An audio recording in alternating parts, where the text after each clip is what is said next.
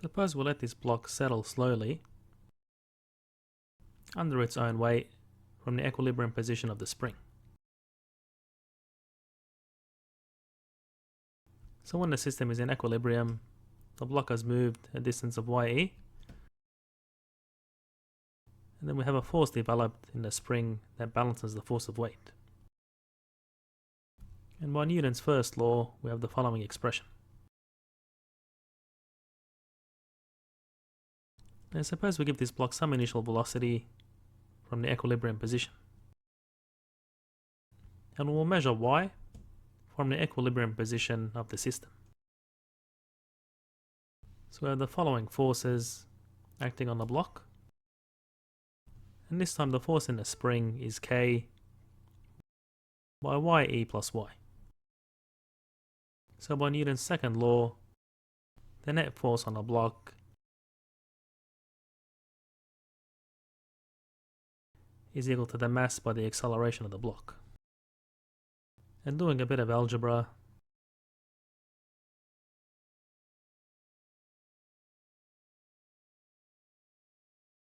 and from this equation, the expression on the right is 0.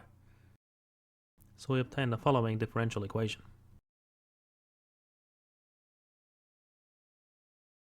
And dividing through by m, we can write this in terms of the angular frequency, where omega squared is k on m. And therefore we can use the solution we derived for the horizontal harmonic oscillator, which has the following form.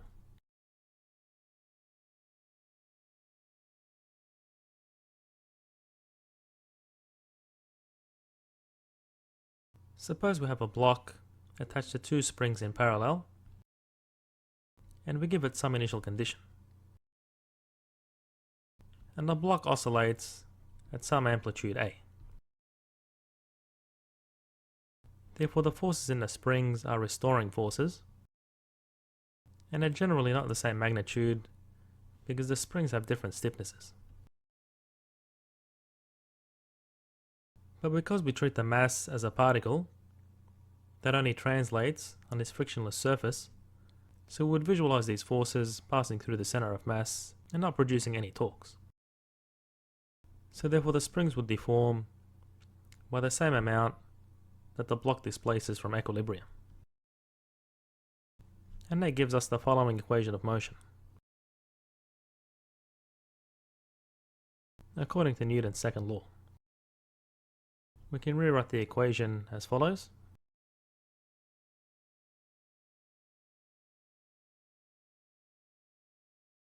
And then dividing through by the mass,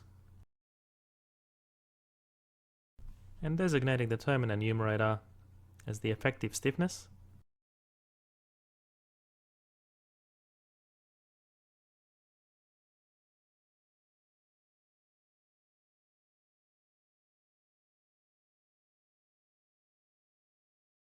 and designating this term as the square of the frequency of the oscillation.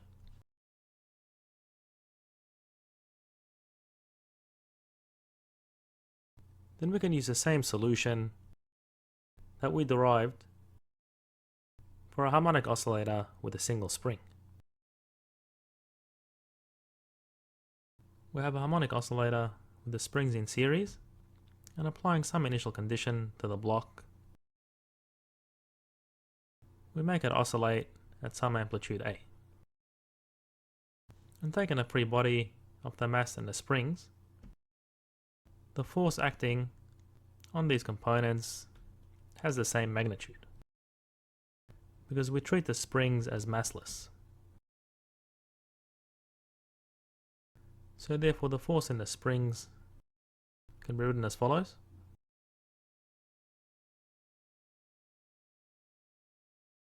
And the total deformation of the springs is equal to the displacement of the mass from the equilibrium position. So from this equation, we can substitute for x1 and x2.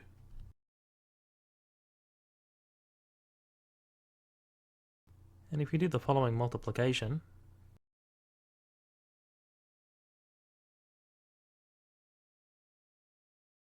and do some algebra, you'd obtain the following expression for f.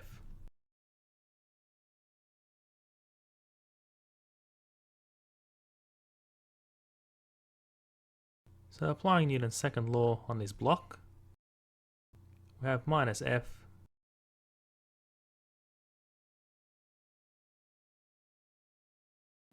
is equal to the mass by the acceleration of the block. And then doing a bit of algebra,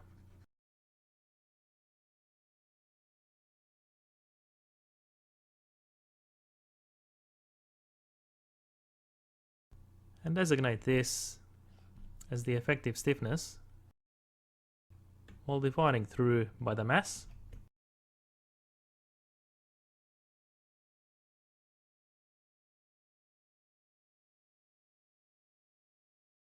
And then if you designate this term as the square of the angular frequency,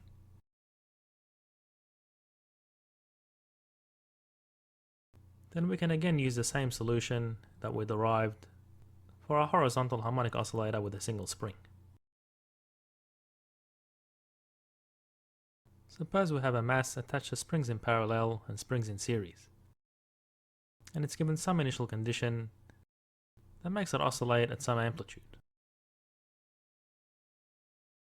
So if the block moves to the right, we have the following effective stiffness of the springs in series, and the effective stiffness of the springs in parallel. So these are restoring forces that draw the block towards the equilibrium position. So recall that we derived the effective stiffnesses of these systems where we can treat them as a single spring. So for the parallel springs, we just add their stiffnesses together. And for the springs in series, we had the following expression.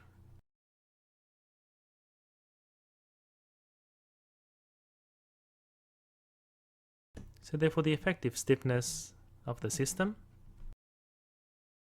is the sum of these stiffnesses. And again we can write our equation of motion as follows, where the square of the angular frequency is the effective stiffness of the system on the mass of the block. So therefore we effectively collapse this system of springs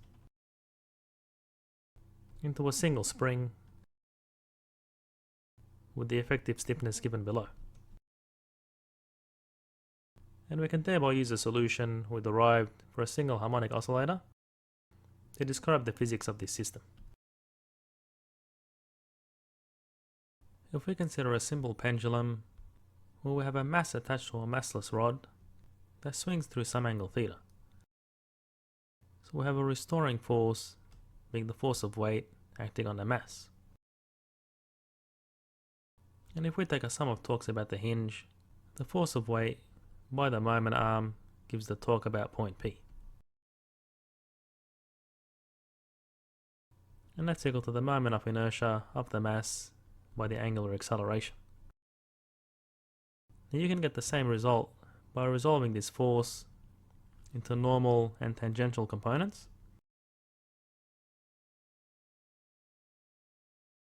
where the tangential direction is S. So if you take a sum of forces in the tangent direction, you'll obtain minus mg sine theta, and that's equal to the mass by the acceleration in the tangent direction, which is the same thing as L by the angular acceleration. Now if you do some algebra, we get the following expression.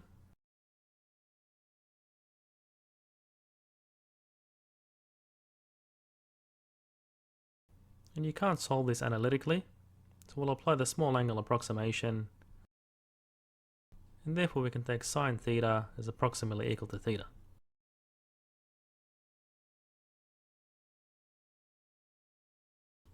And therefore we can write the equation in the following form.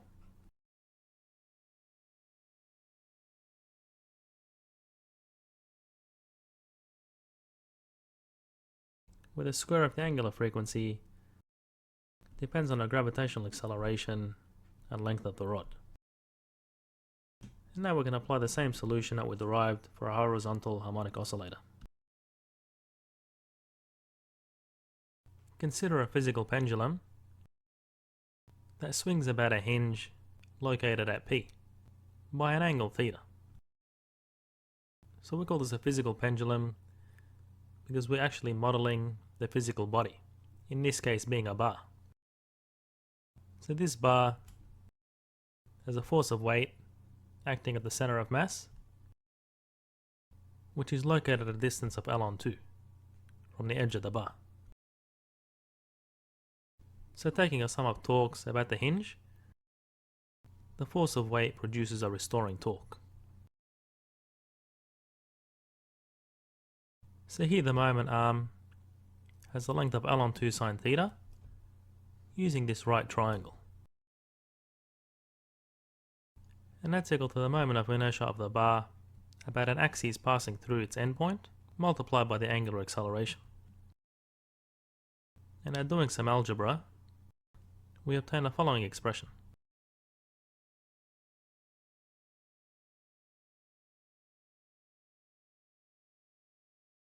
And using the small angle approximation, where the bar swings to a maximum angle much less than 1, then we can approximate sine theta.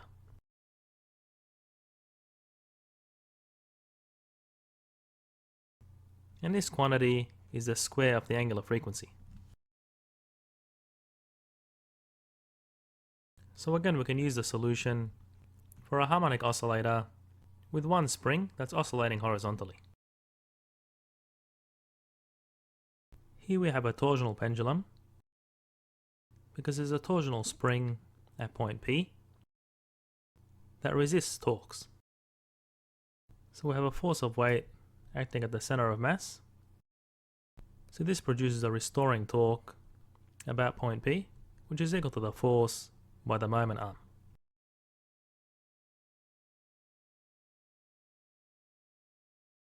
And we also have the torsional spring with a stiffness of Kr that provides resistance to rotation. And that's equal to the moment of inertia of the bar about its endpoint by the angular acceleration.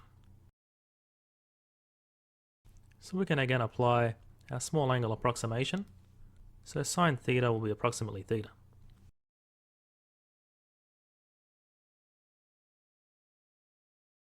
Then dividing through by the moment of inertia,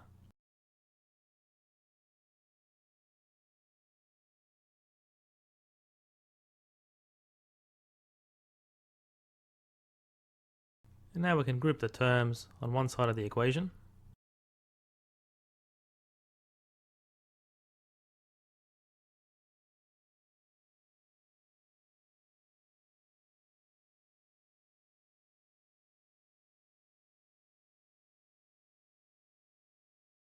And therefore we can write this as the square of the angular frequency.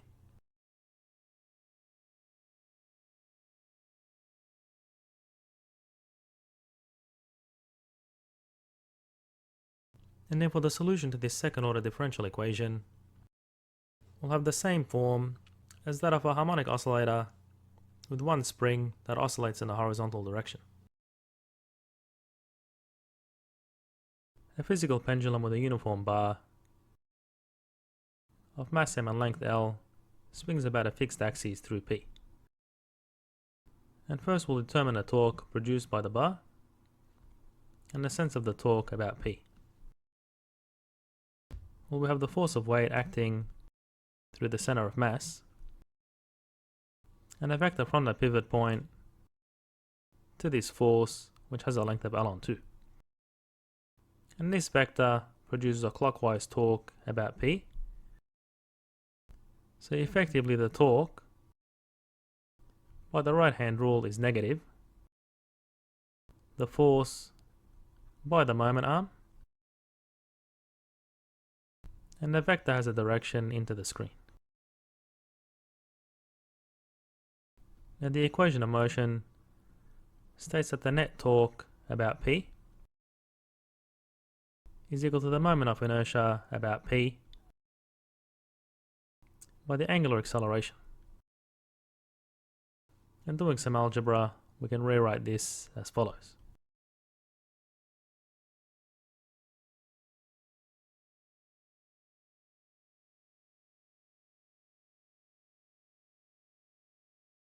And using the approximation for small rotations,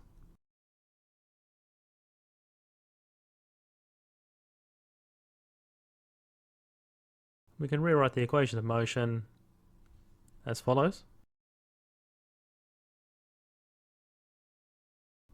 where the square of the angular frequency is 3g on 2l. And therefore the angular frequency is as follows, and the period of the oscillation is 2 pi on the angular frequency.